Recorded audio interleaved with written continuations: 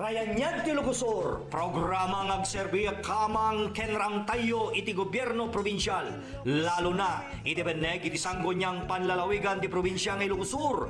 Mangted tinanay ng informasyon kadagiti programa, proyektos, tulong ken mga sister kadagiti ang problema nga OFW ang kalugaran tayo. Ryanniag Ti Ilocos Sur, tinagaget Produktibo Presiding Officer, the busy Governor of the Province of Ilocos Sur, Ryan Luis Singson, our main anchor, Ken Lito Javier, our co-anchor. Ryanniag Ti Ilocos Sur, at tuyen ngagsubli ngagserbi kada kayo, agsipod tada kayo ti inspirasyon mi. Ryanniag Ti Ilocos Sur, da kayo ti inspirasyon mi.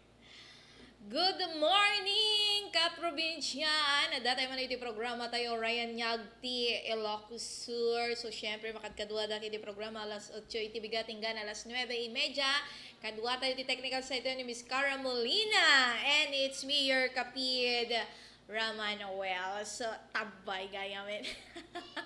Na-update na din dyan ipelyedo ko, i-update ko yung ipelyedo ko. So, ayan. So, tata, manen, iti aldaw iti biyernes, ket agananad tayo, kaprobinsyaan, taapay, nga masapol nga aganad, diba? Al sumbrek iti Bagyo, dito'y Philippine Area of Responsibility, when nga para ko na tayo kasta. So, sumbrek madamdama, or ito no bigat itig sapa, or tirabii, iti biyernes, ket deto'y nga typhoon, ket monster typhoon nga. Apay nga monster typhoon. No, nabuya yung bubuya kayo iti news.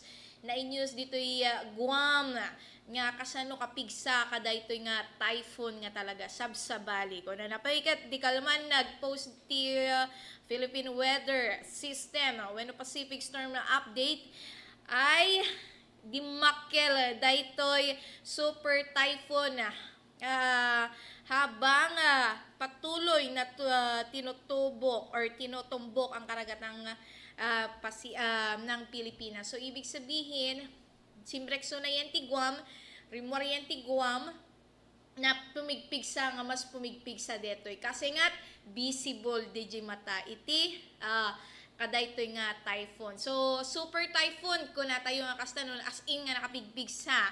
Pero ito they call it monster typhoon kasi sobrang pigsa iso na. Adda kasama ng hangin, pigsa nga tudo, kimat ken garood. So nga, agan-anad tayo. Nagbuyanak nga rin tayo bigat news Jiguam ket anla nagkaro iti napasama kanyada. Which is Jiguam, dito ila babaen iti pagilian ng Pilipinas. So nga, sombrek dito'y para Philippines Area Responsibility itatang rabii or intono bigat iti agsapa. So, agan-anad tayo, dito nga bagyo ket super typhoon or monster typhoon. So, nga nakasagana, amin, Manipod Manila, and some parts dito'y, ayan tayo, some parts dito'y Philippine area, ket nakasagana na. So, mapa LGU man, DRRMC, ay dagita ket MDRC nakasagana dagiti kasapulanen. So ibig sabihin ada chance. Anya nga chance dagiti tumaray iti kapitan. Para iti panagsagana iti ayuda kasi nga it's a month tatang tawen iti election iti barangays official. So nga ay kitantay na laing sino ti tumulong ken saan kada ito nga bagyo, di ba? So once again sobre kiti bagyo, expected yun after 2 days or numakalwarto dito nga bagyo agsampet dagiti ayuda.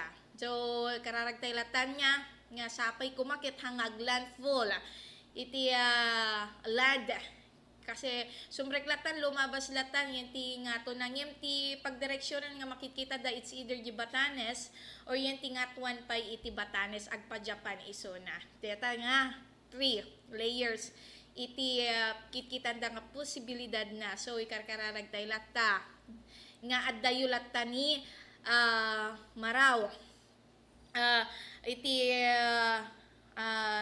mawar ko na ko ba mawar iti international name na ngem no one sumrek into no rabi iwen no into no bigat Betty ito ti nagan na dito yan so nalpas tayo ti letter A mapantay ti letter B di ba mutay meten kapag no alphabet iti pinagtutudo tayo tapno mo tayo no manuti sumsumrek ken sumsumrek nga bagyo ken naganan manupay nga alphabet iti mababati so ayan iti super typhoon tayo iti typhoon mawar no kikita nyo ket yan ti social media nya puro mawar iti naka trending so social media tayo naka ganan so ti laman karga na iti news feed ko dito yung mawara amo yun no apay nga kastoy kasagana itata iti pagilian tayo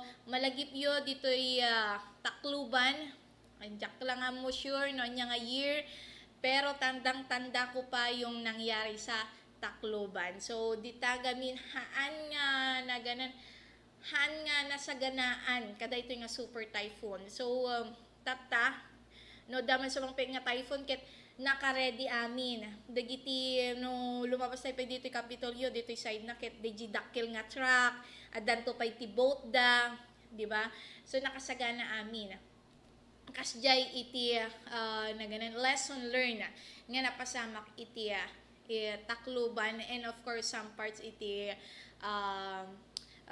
some parts pa dito yan ti karuba iti takluban dito Yolanda di po ba so deta kami nagkaro talaga deta nga super typhoon hala nga typhoon deta super typhoon monster typhoon pa deta nga kumbaga so one of my friend nagistorya nagistorya iso na iti life of social worker and of course nagistorya so na masapol nga i-distribute amin nga ayuda na ganan dito aglawlaw da poro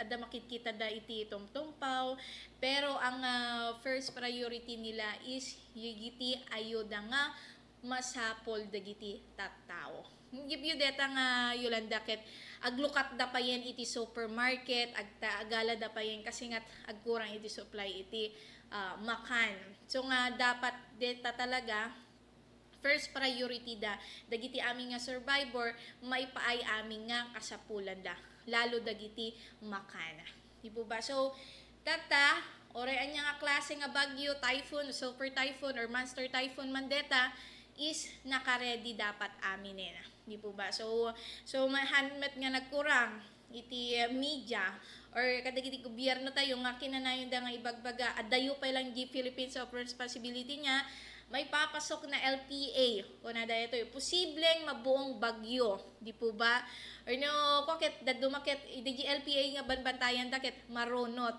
hanga man nabuo di po ba so ayan pala si Bracti Philippine area or si Bracti Philippine area 2 days 3 days after ket di ba news dan pakpakamudan tapno agsagana dagiti tattao so eto pa nagsarek na napaspasamot iti garaw na so sapay la kumanya nuwas nga dimalan tingato like ti Batanes di habagat so tigoy-guyo din na di habagat so nga agkaroon latta iti rainy season or agtudo latta oray no haang nga mismo timama yan ti landfall no simbrek dito Philippine area of responsibility di hagbagat iti highigupen na so nga nagkakaroon tayo ng ma-feel tayo DJ panagtudo na kasi kapigsa dito nga bagyo so napadpadasan tayo meten iti nakarong bagyo dito probinsya tayon like idid na OD di ba nagado na po pa idid to probinsya tayo ng Ilocos Sur.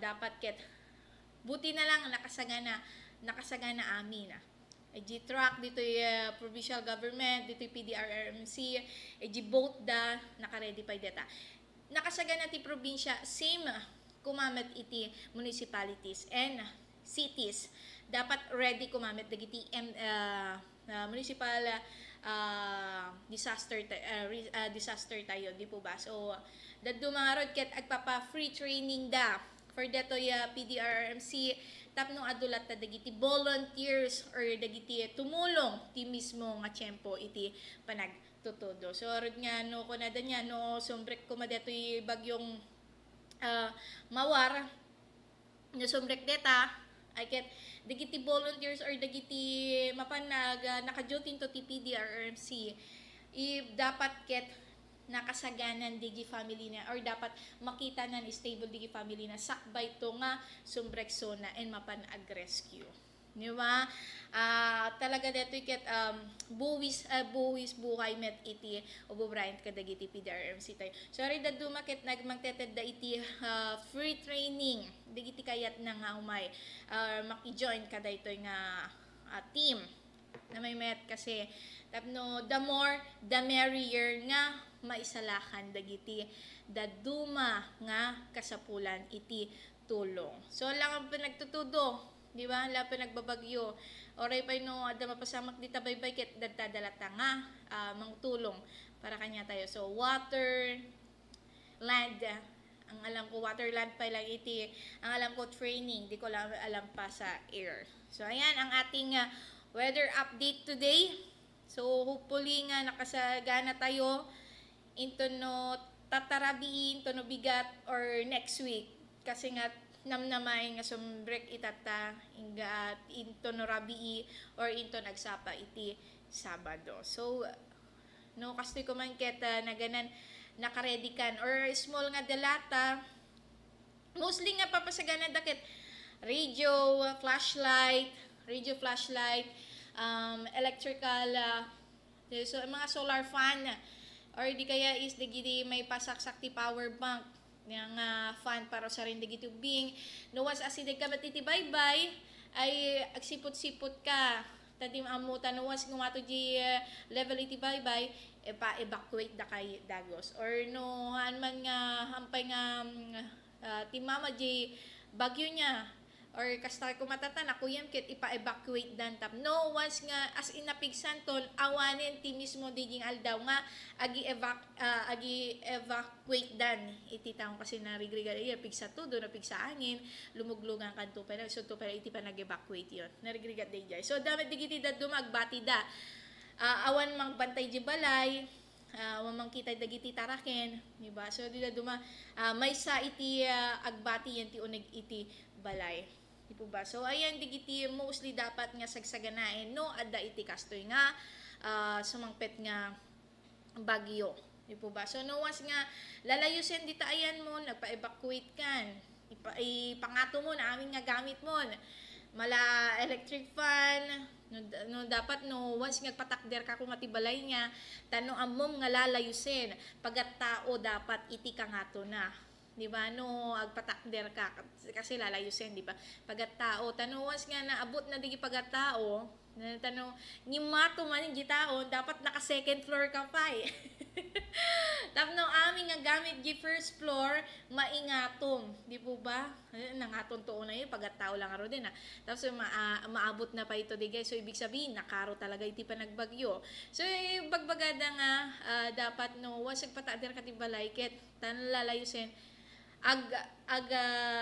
pang level nya na ganun agpakwa ka sagana kay iti maysa nga pagat tao nga pagrugyanam iti balay di po ba so no was gimata ka ti lote number 1 di ba mapamuki tayo may ti location ko na tayo nga kasta nya ngem na bagada ay dita lalayusen dita mo wala kuna da kasta ket no trip mo tanan la ka DJ lote why not investment mo latan di po ba tapos nagpatader ka ti balay dano makita to ti balayen ay make sure nga nangangato di balay mo ngem di balay da kasi nga ti dalan Kasla ko mati national highway niya.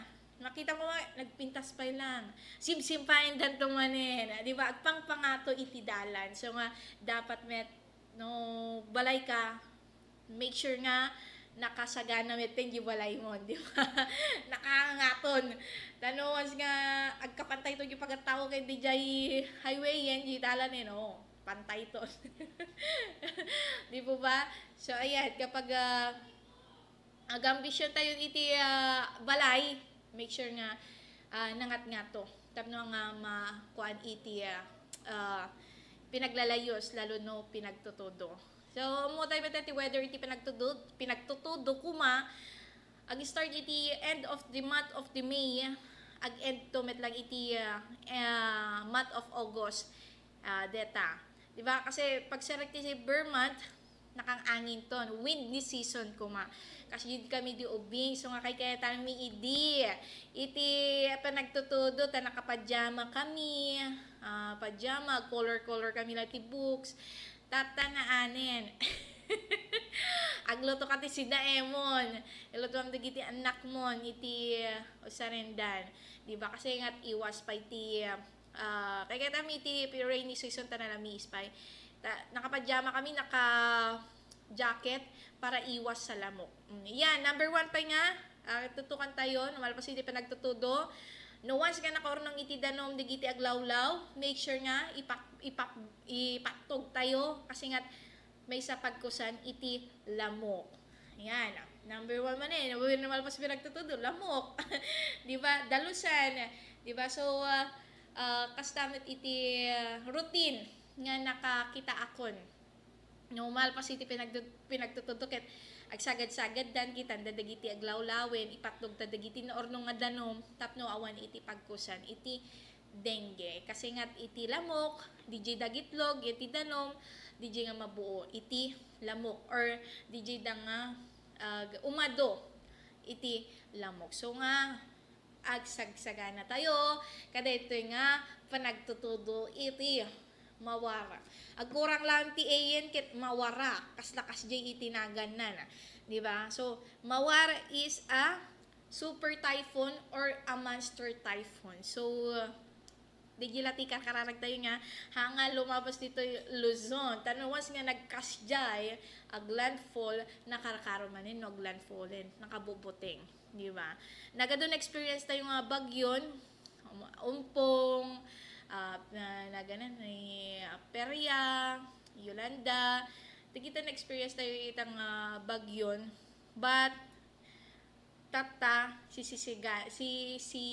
sagana tayo kasi di pala namisan nga aldaw nga rumrumaren detoy nga typhoon or mangmangig ko detoy nga typhoon So damit nga tatiwi 4 days nga na panagsagana. So always remember gatang tayo pa iti grocery tayo. Dapno dakanin tayo, ito yung nag-itibalayhan tayo nga mabalin rumarin. Tayo nga mabalin nga agatan yung ti arwarin.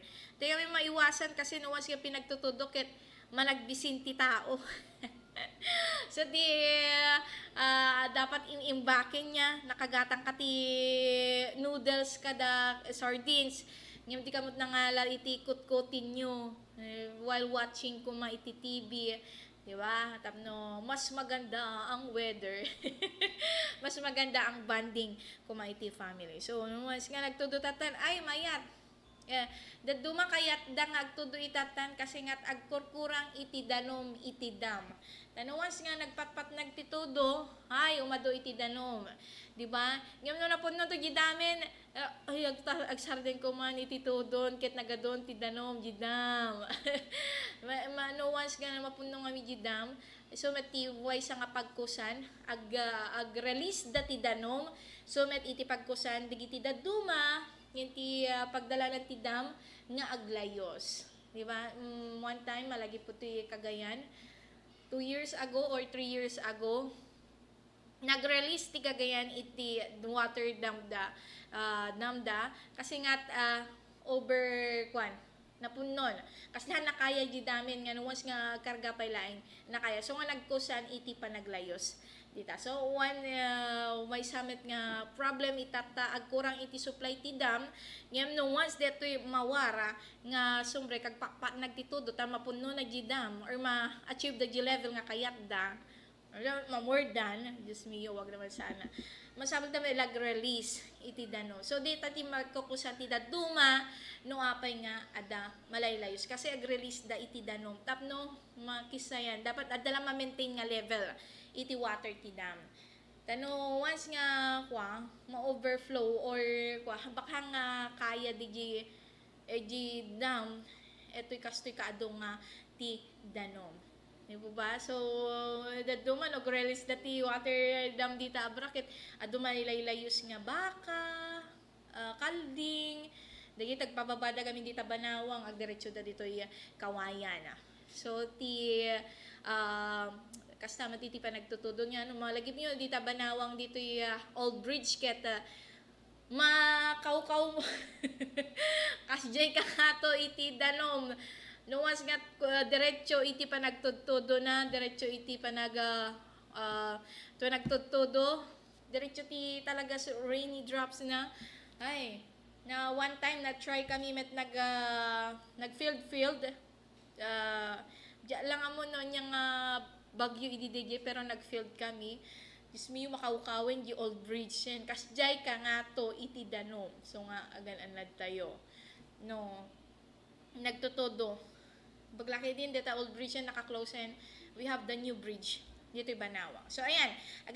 Agan-anad tayo dito'y panagsarek ni Mawar nga maagbaling to nga Betty itinagan na no once nga simbrek dito'y Philippines area of responsibility. So, syempre, it's 8:35 in the morning.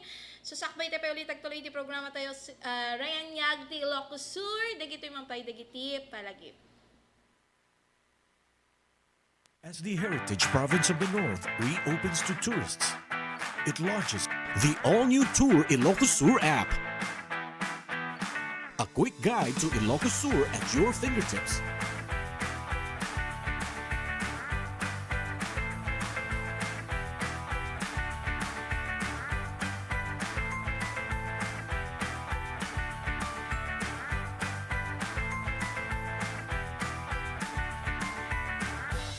Find the best tourist spots.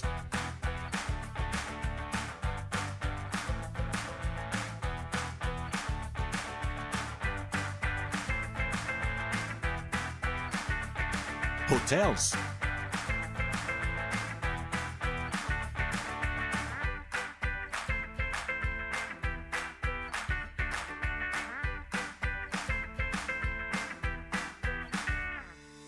Bars and restaurants.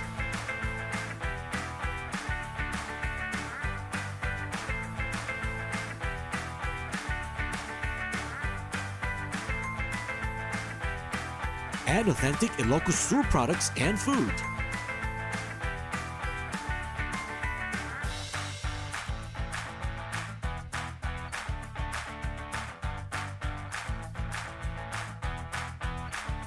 Be updated on upcoming events, plus get notified on the important announcements and updates.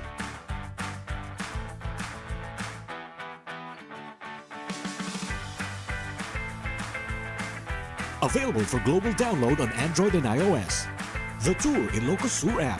Historical becomes digital.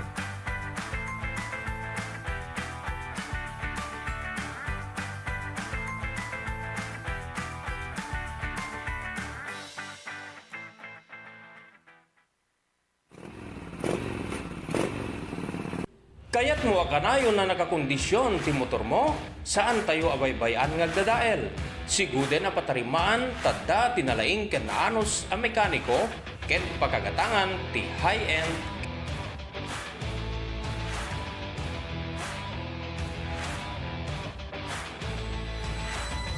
ken genuine a piyesa ti motorsiklo. King Rabe Motorcycle Parts Enterprises. Anyaman na piyesa ken brand ti motorsiklo kasapulan at daamin dita King Rabe Motorcycle Parts Enterprises. Saan kan ngagpaspasarak, mapankan di sigurado, Adupay di pagpilyan tinadumaduma a brand apilid, motor oil ken kumpleto apang setup. Pasyaren ti pwestuda sa Jikabarwan, Santa Catalina, Ilocos Sur. At dapay branch na ditaigid ti National Highway, Sunto, Bantay, Ilocos Sur, ken Sadyay, Dagupan City. Ride safety. Siguradwen anapintas ti kondisyon dagiti motorsiklo. Adda ti mapagtalkaan a King Rabe Motorcycle Parts Enterprises. Ken no kasapulan piloga na pagpasya ken adday ti darayan nyo nga okasyon. Kastapay no dasabaten nyo akaming ti pamilyayo a balikbayan at danda iti ban amarentaan. Kontakin nyo ti numero 0917-188-7507. Upwa ken imatmatonan da Bonnie ken Lynn Rabe. King Rabe Motorcycle Parts Enterprises. Only foods ba ang hanap mo? Kaya't mo mukbang ng basit ti budget. Kapangkan sa J Books Eat Food Hub. Masarakan ti igit ti National Highway Barangay Kabarwan, Bantay, Ilocos Sur. Giseserve dati only wings, rice, lechon kawale, sisig ken dadumapay a pagpilian. In kayon ti Books Eat Food Hub. Matmatunan dito ni Miss Eileen Tolentino ken ni Miss Luenalu Manlies. And the food ngem suwak sa bulsa. Anya pa ito rayam mapankan ti Books Eat Food Hub. Books Eat Food Hub, sigurado mabsog ta buksit mo. Nagbebero kay matinaimas nga pulutan wenno dagiti maprito amakmakan. Saragam lang ti Choylin Fried Station. Masarakan ti naduma-duma pwestuda ti probinsya nga Ilocos Sur, adda dita syudad ti Vigan, ili ti Santo Domingo, Kabugao, Sinait, Narvacan ken Canton City. At dapat pwestuda dita Abra ken pati Batak ken Lawag City, Ilocos Norte. Adu dagiti mabili mo pagpilian. Adda ti fried chicken, crispy pata, fried itik, lechon kawali, tokwat baboy ken pork sisig. Choylin Fried Station. Fried to perfection. No kaya't mumati only rice ken only soup all you can, 3 mantas grill house lang sapat na. Ado dagiti pagpilya nga combo meals nga sigurado aswak ti budget mo. Masarakan ti 3 mantas grill house sa Bayubay Sur, San Vicente, Ilocos Sur. What are you waiting for? Come and visit 3 mantas grill house today. Kung mahilig ka mat dagiti matuno makmakan, na tuno grill house lang ang iyong kailangan. Dahil offering chicken inasal, pork barbecue, chicken barbecue, only rice pork inasal ken only chicken wings. Masarakan tinatuno grill house sa San Jose, Narvacan, Ilocos Sur. Anya pa ito rorayang, pasyara mo dagito nga panganan, na imas tagdag no nananam timakan.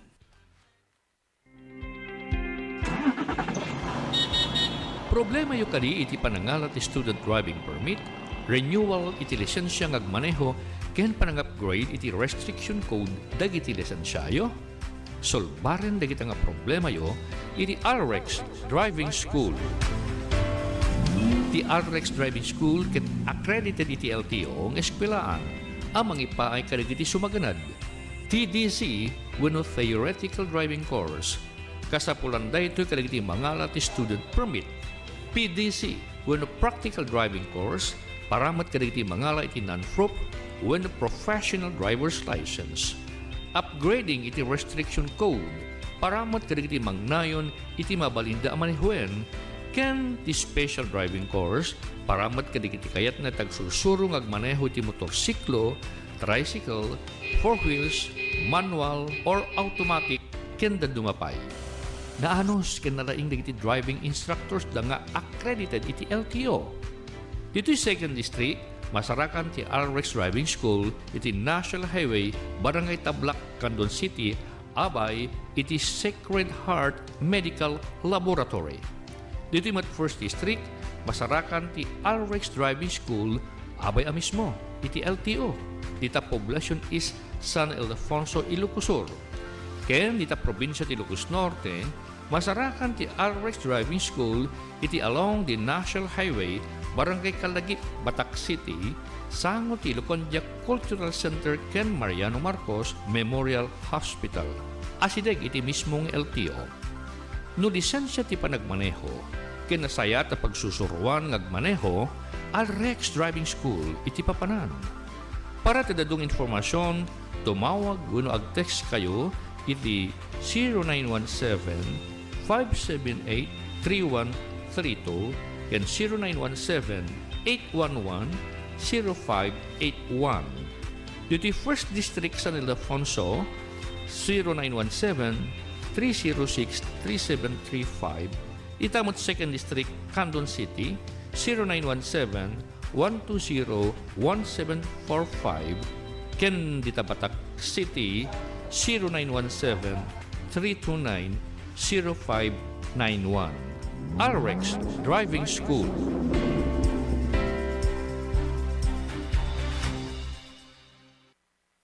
No serbisyo analaka nga catering ti Masapulyo, adda iti Caril's Garden Catering Services ang masarakan di Mabini Street, Barangay Rizal, Cabugao, Ilocos Sur. Adu pa iti agkakaimas nga makan ti inkay pagpilian. Ken saan lang kadayta na ornos ti serbisyo da, napintas iti set up da. Ken saan yon a problema no kasapulan nyo iti venue.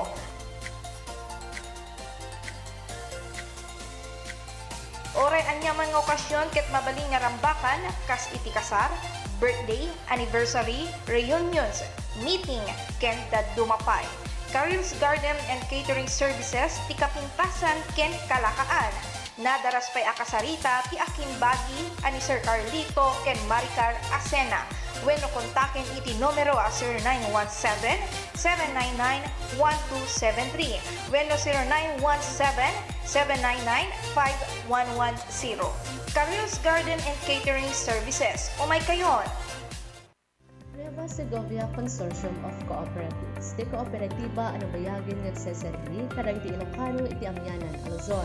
Ti kooperatiba ang manpapaay ti serbisyo, benepisyo, ken mangisakit kariti empleyado ken miyembro na. Ti Nueva Segovia Consortium of Cooperatives wano NSCC ket adon tinatulungan na. Babayin medit nga mayat alangin-langin ken kooperasyon dagiti miyembro ken mangimatmaton. Adon tinaturoasan ti kooperatiba. Adupay dagiti naynayon ang kasdek akas ti NSCC Farm, Chicharon Processing Facility, Macro Laboratory, kastameten ti NSCC Plaza, ken NSCC Business Center. Isungan niya pelang ter orayem makikaptengkan iti kadakilan a kooperatiba iti probinsya. Di Nueva Segovia Consortium of Cooperatives suman na NSCC. Imatmatunan na daytoy ni Dr. Divina Kenny.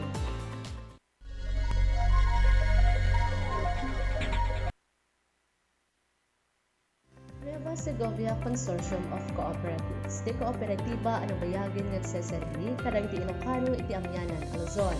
Ti kooperatiba ang manpapaay ti serbisyo, benepisyo, ken mangisakit kariti empleyado ken miyembro na. Ti Nueva Segovia Consortium of Cooperatives wano NSCC ket adon tinatulungan na. Babayin medit nga mayat alangin-langin ken kooperasyon dagiti miyembro ken mangimatmaton. Adon tinaturoasan ti kooperatiba. Adupay dagiti naynayon ang kasdek akas ti NSCC Farm, Chicharon Processing Facility, Macro Laboratory, kastameten ti NSCC Plaza ken NSCC Business Center. Isungan niya pelang ter orayem makikaptengkan iti kadakilan a kooperatiba iti probinsya. Di Nueva Segovia Consortium of Cooperatives suman na NSCC.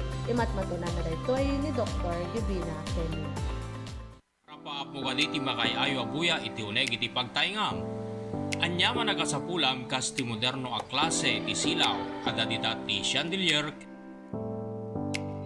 LED lights ken dumapay. Kasabay kadagiti agkakapintas at toilet bowl, wall claddings, stainless sa lababo, kastameten na dumaduma ti klase na tiles ken dumapay a materyales agkasapulan ti pagbangon ti balay. Pasyaren ti AC Newborn Home and Builder Center. Nalawa ti showroom da, agkomportable kang agpili ti kayat mo a disenyo. Mabalin pa'y nga isuda iti mangi-set up kadagiti katangin mo. Masarakan sa Rizal Street, Sulpor, Bantay, Ilocos Sur. Imatmatunan na Mr. and Mrs. Alain Chan. Saanen ngagtaktak mapankan sa JAC Newborn Home and Builder Center. Foods ba ang hanap mo? Kaya't mo mukbang ng basit ti budget. Kapangkan sa Books Eat Food Hub. Masarakan ti igit ti National Highway Barangay Kabarwan, Bantay, Ilocos Sur. Giseserve dati only wings, rice, lechon kawale, sisig kanda dumapay a pagpiliak. In kayon ti Books Eat Food Hub. Matmatunan dito ni Miss Eileen Tolentino ken ni Miss Luenalo Manlies. And the food, yem suwak sa bulsa.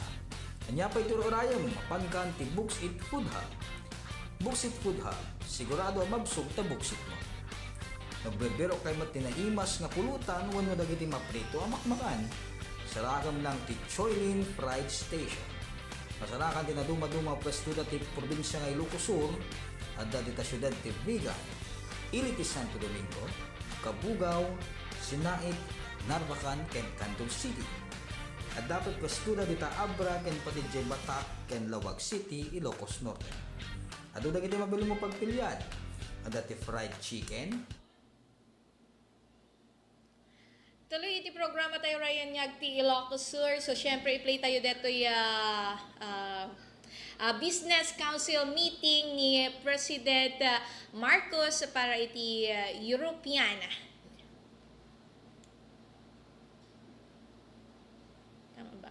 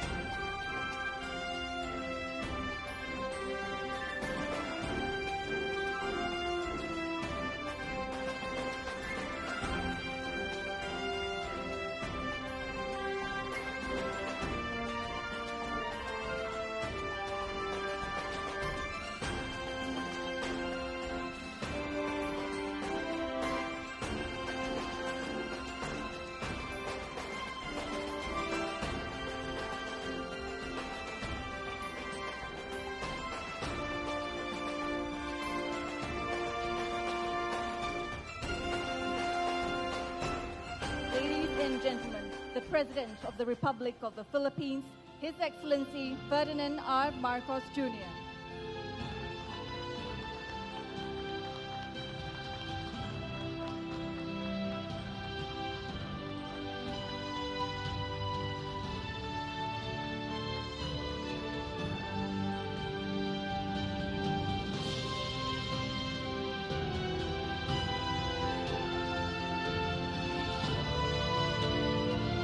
We will now meet.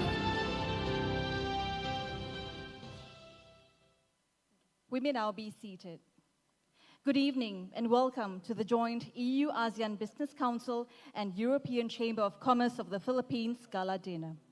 To formally begin our program, may I call on Mr. Jens Rubert, the newly elected chairman of the European Union Association of the Southeast Asian Nations Business Council, for his welcome remarks.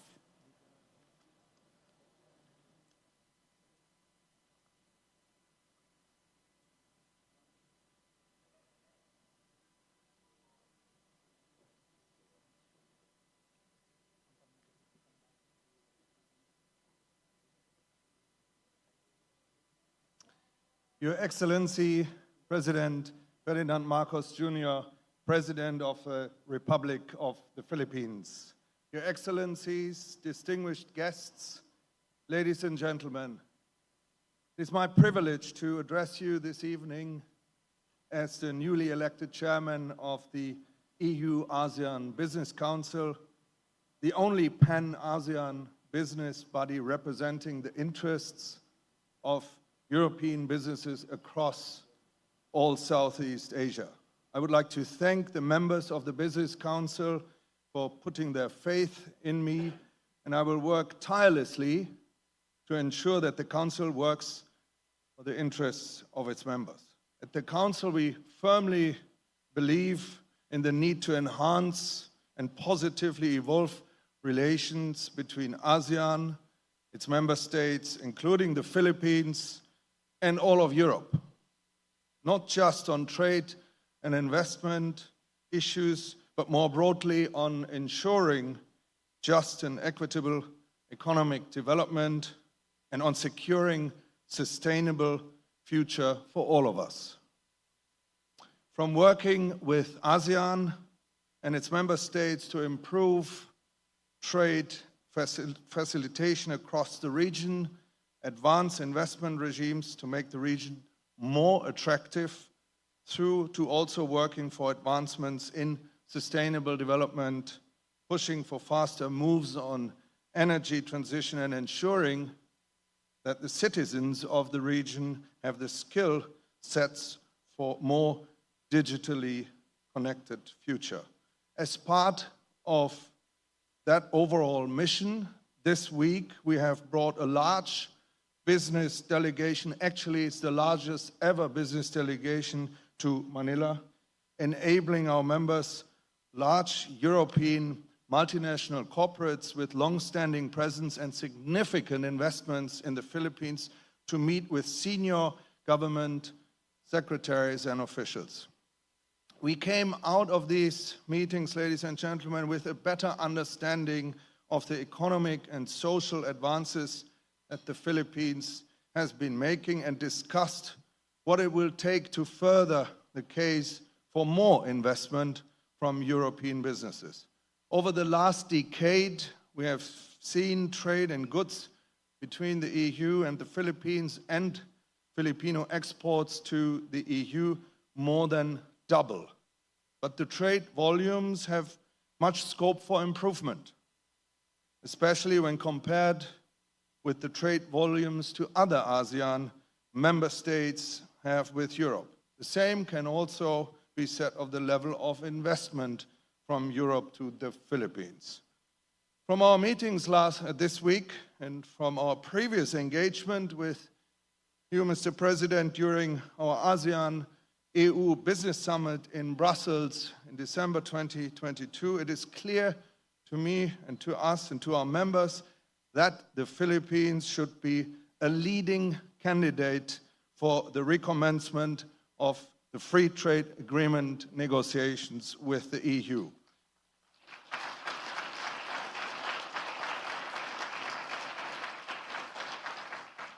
We do believe that such an agreement would bring advantages to both the EU and the Philippines, and from the speech that President Marcos Jr. gave at our summit at the end of last year, we also believe that a free trade agreement could be achieved relatively quickly.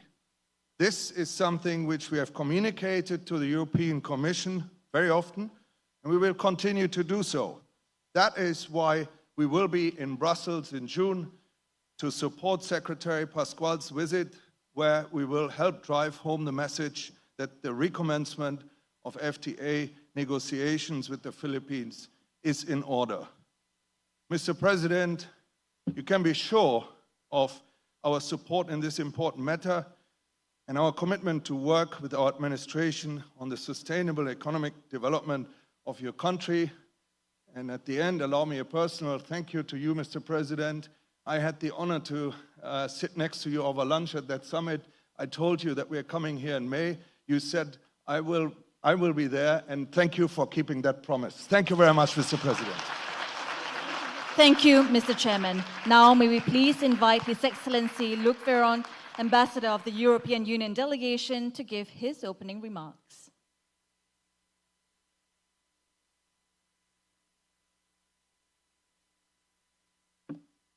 Your Excellency, President Ferdinand Marcos Jr., President of the Republic of the Philippines, Your Excellencies and members of the Diplomatic Corps, business and industry representatives, ladies and gentlemen, magandang gabi sa inyong lahat.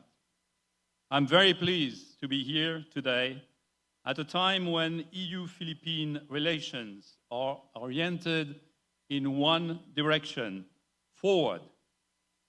Yes, it is undoubtedly an optimistic time for EU-Philippines relations. This optimism carries weight as the relationship we have is a long-standing one. The EU will be celebrating 60 years of diplomatic relations with the Philippines next year. Now, when we turn 60, as happened to some of us, we may be tempted to slow down and believe that we have reached a peak. However, the EU and the Philippines are nowhere near the peak. My anticipation grows with each recent achievement. Let me just mention two. The Copernicus Capacity Support Program, the first of its kind in the region, was launched with the Philippine Space Agency. A few weeks ago, there was a decision to prolong the recognition of the certificates issued to Filipino seafarers. On the other hand, you, Mr. President, went to Brussels last year, braved our nasty December weather, and did exactly what the business dialogue theme was about. You took the Philippines center stage in Brussels. So while we have reached many milestones in our decades-long friendship, I look forward to celebrating many more. Our relationship is hinged on common strategic interests. Both the EU and the Philippines champion accountability and rule of law, and both the EU and the Philippines champion a rules-based international order. We value that your country has consistently voted with Europe and the international community to urge the end of Russia's aggression towards Ukraine. In the same vein, we strongly recognize the need to respect international law in the West Philippine Sea. In the economic field, we acknowledge the efforts of the Philippine government to create a more conducive investment climate, notably the passage of a number of legal reforms that further open up the economy to foreign investment. Allow me to underscore also the crucial link between an effective justice system and the prosperity of commercial and entrepreneurial endeavors. By acknowledging the importance of promoting the rule of law, establishing accountability, and facilitating accessible avenues for seeking redress, we can cultivate a more favorable business climate. Through measures aimed at improving the ease of conducting business, fostering economic expansion, stimulating innovation, and bolstering entrepreneurial initiatives, the Philippines can become an increasingly attractive option for European Union investors. Such efforts, coupled with the values and interests I have just mentioned earlier, will, I am convinced, help pave the way for a more prosperous and sustainable Philippine economy. My EU colleagues and I, as well as the Chamber, are committed to help smoothen the path for the Philippines for more prominence on the EU map. But it's only your government that can keep the country on this path through effective implementation of its plan reform. In the end, we are all working toward the same goal: to strengthen our ties and uphold our common values. Maraming salamat, and a nice evening to you all. Thank you, Ambassador Veron. May we now call on the President of the European Chamber of Commerce of the Philippines, Lars Wittig, to give his message. Your Excellency, President Ferdinand Marcos Jr., President of the Republic of the Philippines, Your Excellencies, distinguished guests, ladies and gentlemen. It is an honor and a privilege to address you this evening as President of the European Chamber of Commerce of the Philippines. As the oldest European chamber outside of Europe, we are proud to have served the voice of European business community here in the Philippines for 45 years now, advocating the Philippine global competitiveness and economic openness. In the most recent years, we have seen just that, a wave of game-changing economic reforms in a number of key investment areas, as well as notable improvements in our doing business ranking. There has been indeed a great momentum and interest in the Philippines more than ever. With all these positive developments, I say this with strong conviction. The time for increased trade and bigger investments is now. There's no better time to invest in the Philippines than now. It is incumbent upon us to champion the Philippines as an investment destination and to put the Philippines in the spotlight. Also, at the top of our wish list is the retention and the reapplication of the EU General Scheme of Preferences Plus, as well as the recommencement of the Free Trade Agreement negotiations with the EU. We appreciate that EU-ASEAN Business Council's faith in the Philippines as one of the leading candidates for the conclusion of bilateral EU FTAs.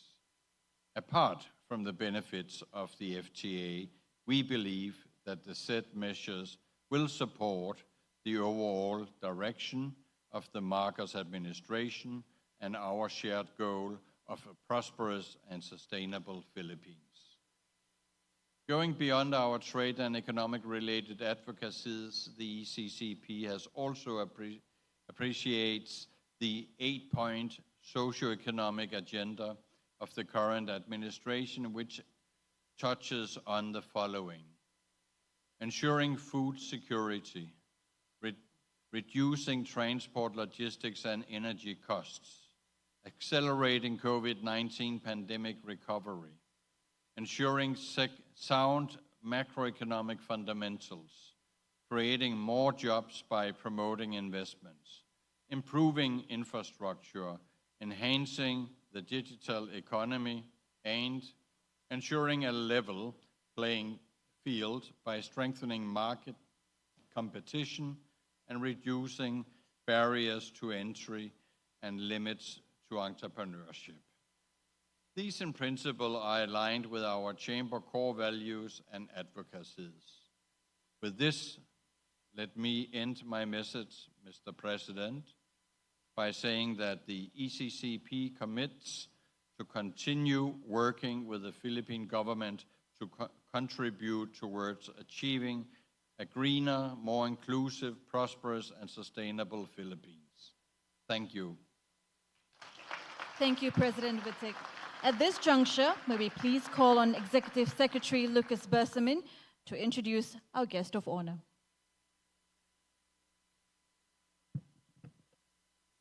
Ladies and gentlemen, the President of the Republic of the Philippines, His Excellency Ferdinand R. Marcos Jr.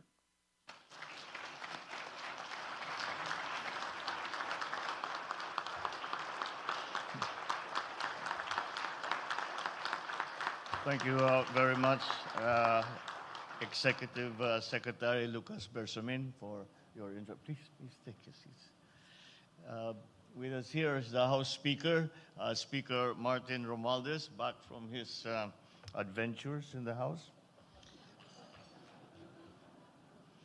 The Ambassador of the European Union to the Philippines, Ambassador Luc Veron, the Excellencies of the Diplomatic Corps, EU-ASEAN Business Council Chairman Jean Roubert, who reminded me that when we were in Brussels, that the winter was so cold that I had lost my voice and I was squeaking away through the days and through my speeches. So on the way over here, I was looking up, I could hear the thunder in the rain, and I said, aha, I got my revenge. European Chamber of Commerce of the Philippines, President Lars Wittig, our friends in the private sector, fellow workers in government, other distinguished guests, ladies and gentlemen, good evening to you all. There is a saying that the greatest business deals ever made are done on the golf course. Perhaps this is true, but with a scorching heat index of 40 degrees Celsius here right now, I guess we're better off indoors for now. And let's just add to that the danger of lightning strike as you take your swing. As this evening will prove, we are equally capable of striking good deals here in the cool comfort of this elegant hall. On behalf of the Filipino people, I thank very warmly the EU-ASEAN Business Council and the European Chamber of Commerce in the Philippines for having organized this business dialogue and trade mission trip to the Philippines, which culminates in this lovely gala dinner. I also extend our gratitude to the entire business delegation from the EU, especially the companies that hold operations in the Philippines already, for their plans and investments that directly contribute to our economic development. I hope your visit to the Philippines has been pleasant and enjoyable thus far. Now in its 10th year, this edition of the Business Dialogue holds much promise. The Philippines shows healthy signs of recovery from the economic downturn brought about by the pandemic. We are very proud to have registered a 7.6 GDP growth rate in 2022. It signifies that there is a highly resilient sector of very strong economic activity in the country. Earlier this year, we rolled out our Philippine Development Plan for 2023 to 28, which I approved shortly after the Business Summit in Brussels last December. We put this together from much of the discussions that we had made there, and to hear from our potential investors what it is that they are looking for. And so we put that was a very, very helpful exercise for us to finally come down with our own economic development plan, which is centered on partnerships and, of course, on trade, and even, in this case, looking for non-traditional partners in trade, non-traditional suppliers, non-traditional markets. And this is necessitated by the experience that we have had, where we were complacent in the thought that the suppliers that we were using will always be available for us. Those markets that we sell to will always be open. And that, as we all know, has changed drastically.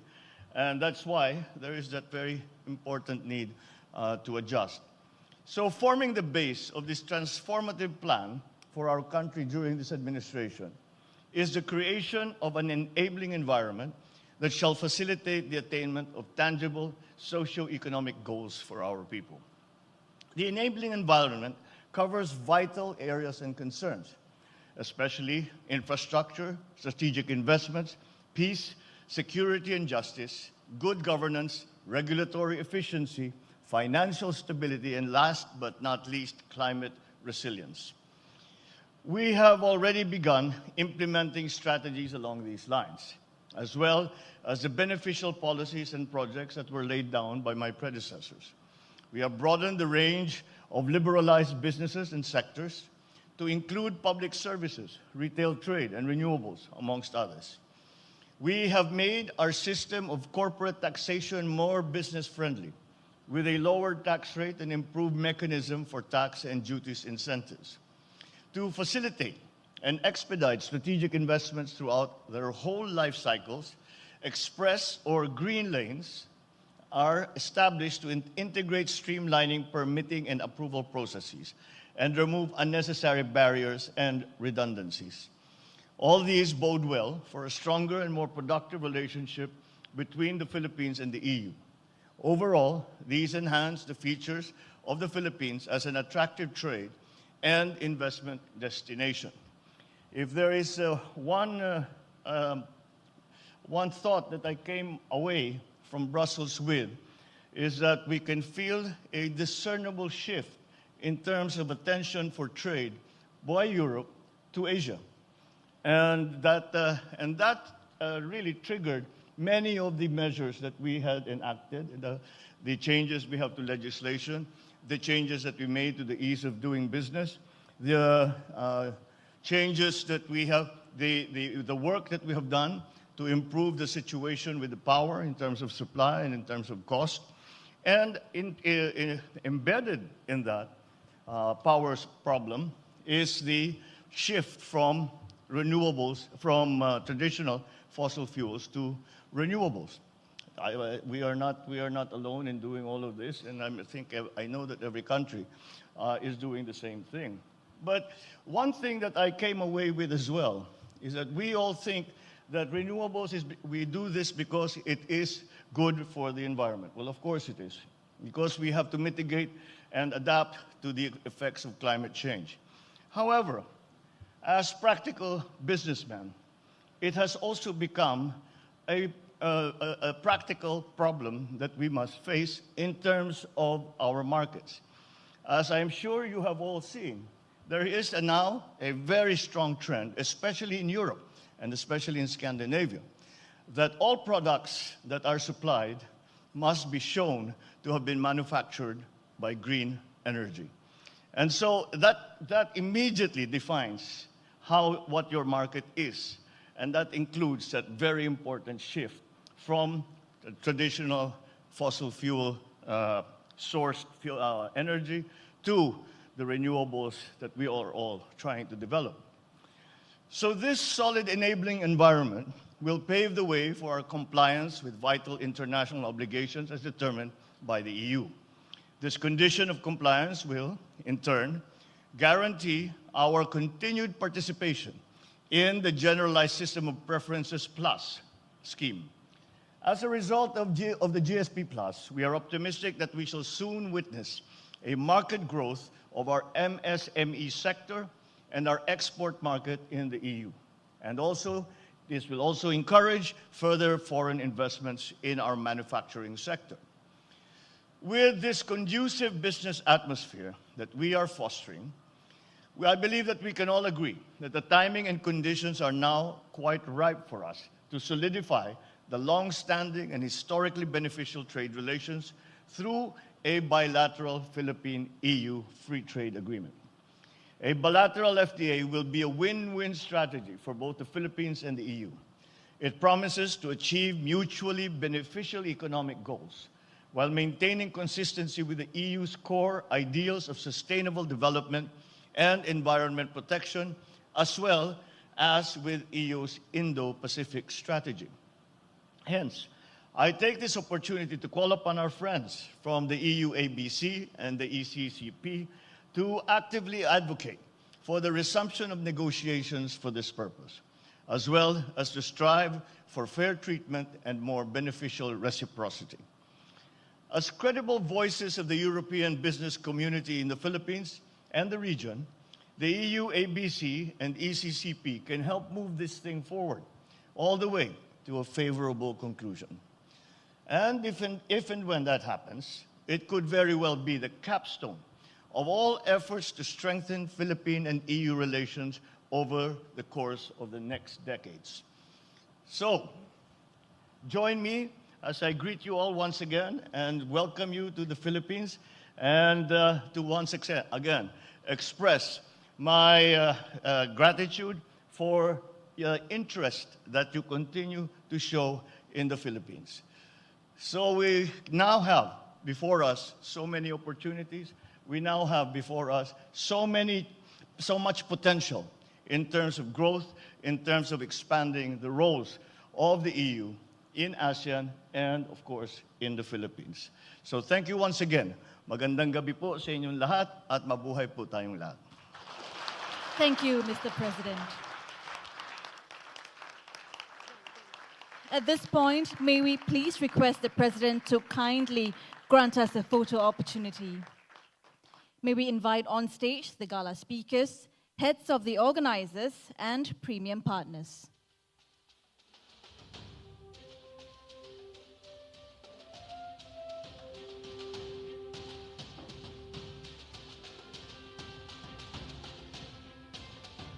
May we please invite on stage the gala speakers, heads of the organizers, and premium partners.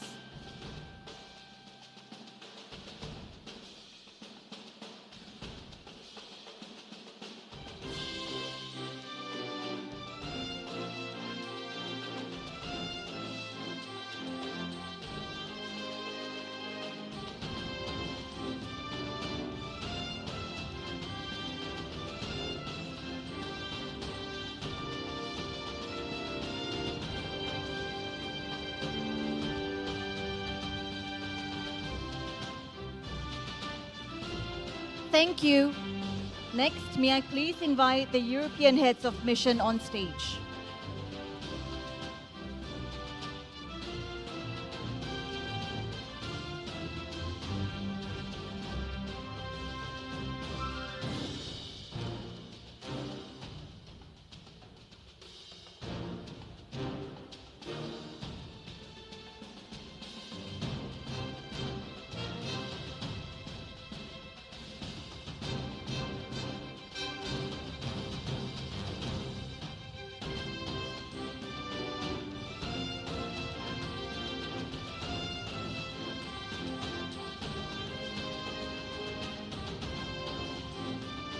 Thank you. May I please now invite members of the diplomatic corps and event partners, please proceed to the stage now.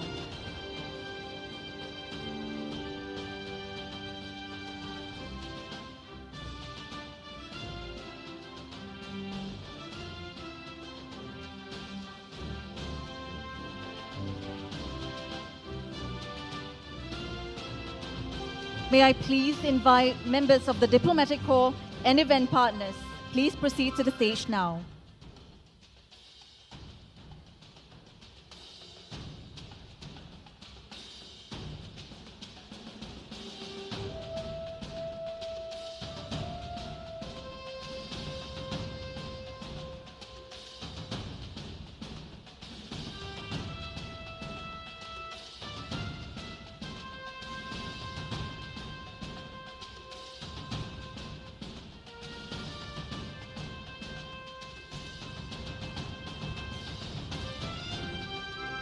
Thank you. May I now please invite ECCP board members to the stage.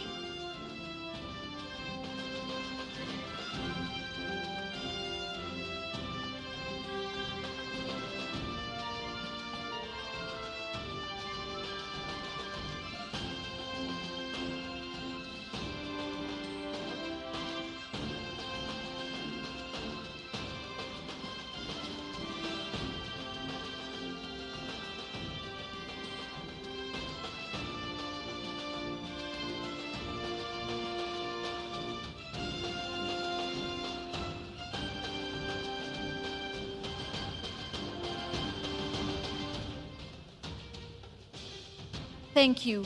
May I now please invite on stage the EU ASEAN Business Council Board.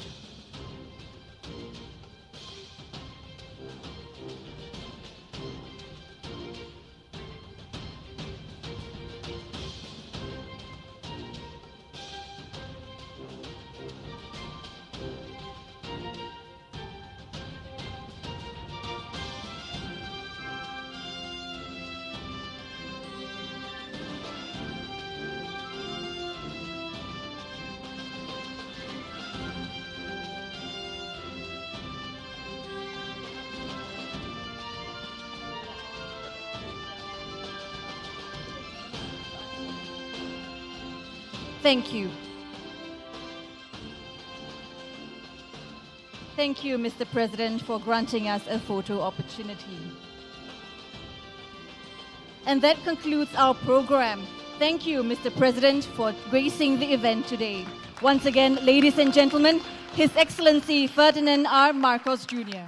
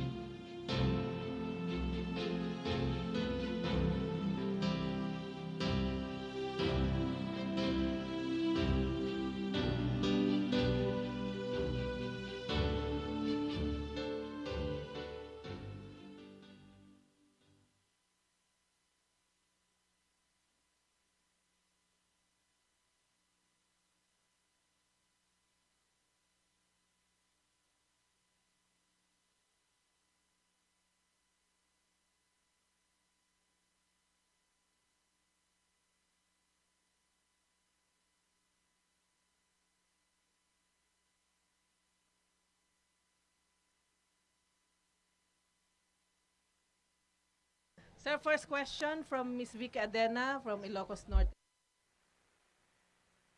Healthy foods ba ang hanap mo? Kaya't mo mukbang ng basit ti budget. Mapangkan sa Books It Food Hub. Masarakan ti Igit ti National Highway Barangay Kabarwan, Bantay, Ilocos Sur. Giseserve dati only wings, rice, lechon kawale,